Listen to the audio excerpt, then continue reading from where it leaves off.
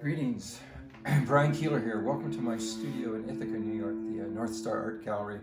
I'm going to give you a little presentation on the art of still life. It's a good time to do that here in the winter, early spring of 2020.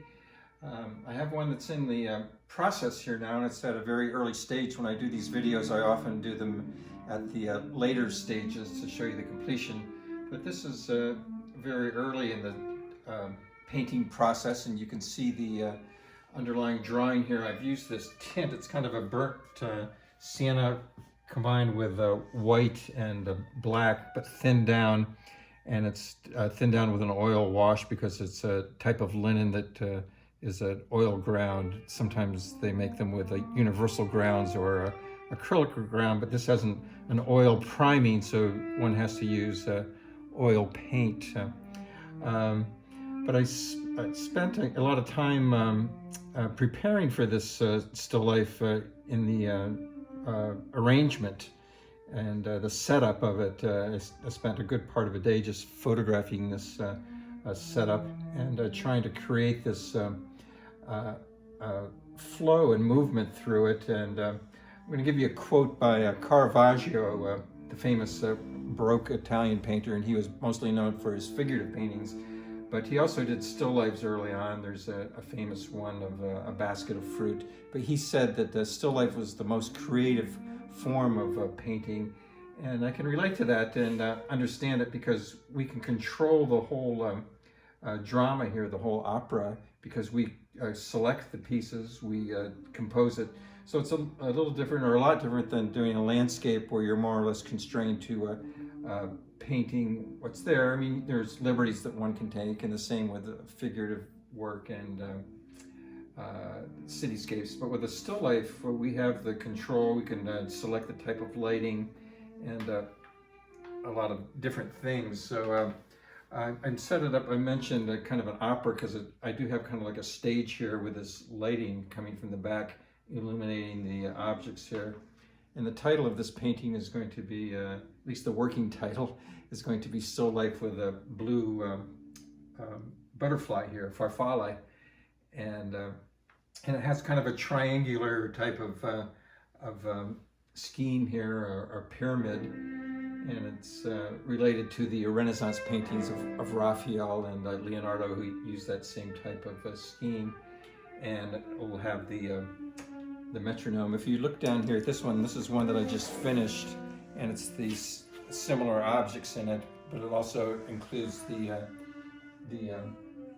metronome here to add this quality of the evanescence of life and the impermanence of life with these flowers and fruit that are fleeting objects, along with the more permanent things like the statue, which is made of marble, which is I mean, that will eventually perish too, but it, relative to the flowers, it's much more permanent.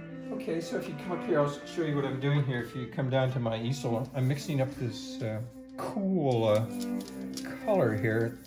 It's relatively cool compared to the background wall here. The wall is all the same color, but it has different types of light on it. So this light here that I'm painting now, I'm doing it in very thin application of paint. In other words, with a lot of solvent, which is mineral spirits, odorless mineral spirits. And then over here we have the sunlight coming in, so this is more of a warm light. And then in the background here, there's a different, I mean, the wall's all white, but it's in a different type of light. So I'll show you how, if you come down here to my palette again. So I'm putting a little bit of black in here, and a little bit of yellow ochre, and what else should I put in there?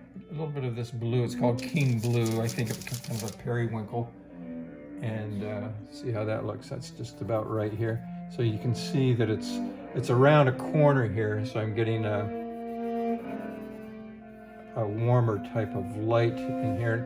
But one important thing is the value. It's all these value relationships here of these various whites. This is wants to recede, and the horse is white too, but that's going to be a dark value except for the highlights on it here, the Pegasus. And I took one artistic liberty. The angle that I had of the horse here, the wing was going back here. It was behind the horse's head, so I took some liberty and put the left wing up behind here just so I could have the two wings there. So what do you think? Do you like it? I'll let you decide, but I decided to put the extra wing in there, or the other wing that was not being seen, just to have it visible here in the painting. Okay, what else did I want to talk about here? I think I'll talk about still lifes in general here. If you look to this one to my left here, this large one on the easel here, turn off the stereo here. This one was done from observation, whereas the one that I'm working on here now was done from a photograph that I took. But this one I actually sat in front of the still life and did the whole thing right there. And there's advantages and disadvantages to both methods. And one of the advantages of this is you can really see what you're looking at, and the light doesn't change as much with this. But I mean, it changes more because of the outside light, the windows and so forth. So the light is changing when you're having still life that you're observing, as opposed to a photograph where the light stays the same. And I just thought I'd just point out this other one here. It's a kind of a hybrid still life. Maybe if you come in on it a little bit, it combines the Susquehanna River and Route 6 near Towanda, Pennsylvania. But it's a hybrid because I'm combining landscape and still life with in one painting. And the still life that I set up was done from direct observation in my studio, and then the landscape was done from a photograph that I took.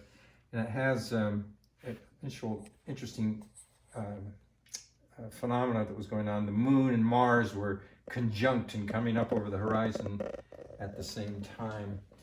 So I think that completes this little presentation of the art of still life painting, which is a very rewarding and fun pursuit. And you can see all these on my website, briankeeler.com, and on the North Star Art Gallery. There'll eventually be a category on there where you can see them all. So thanks so much for your attention, and happy painting to you if you're a painter.